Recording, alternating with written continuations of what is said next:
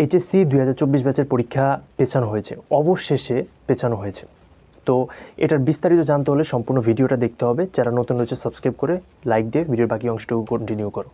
তো তোমরা সকলেই জানো যে এইচএসসি 2024 ব্যাচের পরীক্ষা পেছানোর জন্য প্রধানমন্ত্রীর কাছে একটি স্মারকলিপি দেওয়া হয়েছে।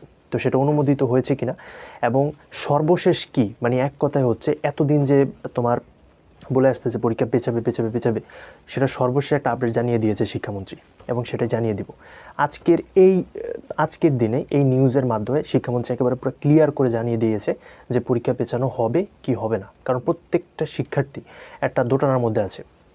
কারণ কিছুদিন নিউজ আসতেছে যে পরীক্ষা পেছানো হবে, আবার নিউজ আসতেছে যে পরীক্ষা পেছানো হবে কি না। তো ফাইনালি হচ্ছে কোনটা, পরীক্ষা পেছাবে নাকি পেছাবে না, এই দুইটার মধ্যে কোনটা সেটাই জানিয়ে দেওয়ার চেষ্টা করব।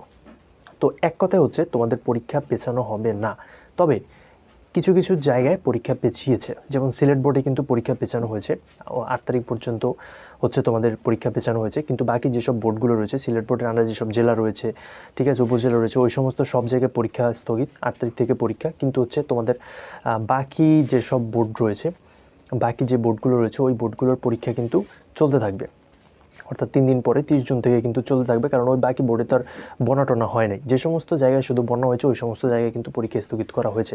তো এখন হচ্ছে একটা বিষয় সামনে আসতেছে যে তোমাদের এই যে প্রধানমন্ত্রীর কাছে যে স্মারকলিপিটা দেওয়া হয়েছে, এই স্মারকলিপিটা কেন দেওয়া হয়েছে, ঠিক আছে।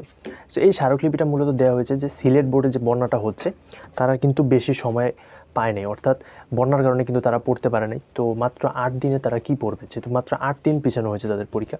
সো এই 8 দিন থেকে জিনিসটা যাতে একটু বাড়ানো হয়, যাতে মিনিমাম 1.5 মাস 2 মাস বা 1 মাস বাড়ানো হয়, সেই কারণে হচ্ছে প্রধানমন্ত্রীর কাছে একটা স্মারকলিপি দিয়েছে যে যাতে মিনিমাম 2 মাস পরীক্ষাটা পেছানো হয় কিনা বা পেছানো যায় কিনা এটা নিয়ে। সো এই ছিল সর্বশেষ আপডেট। তো তোমাদের পরীক্ষার প্রিপারেশন ওই রকমভাবে নিতে পারো, নেওয়া শুরু করো। আপাতত কোনো পরীক্ষা পেছাবে না। তো সবাই ভালো থাকবে, সুস্থ থাকবে। আল্লাহ হাফিজ।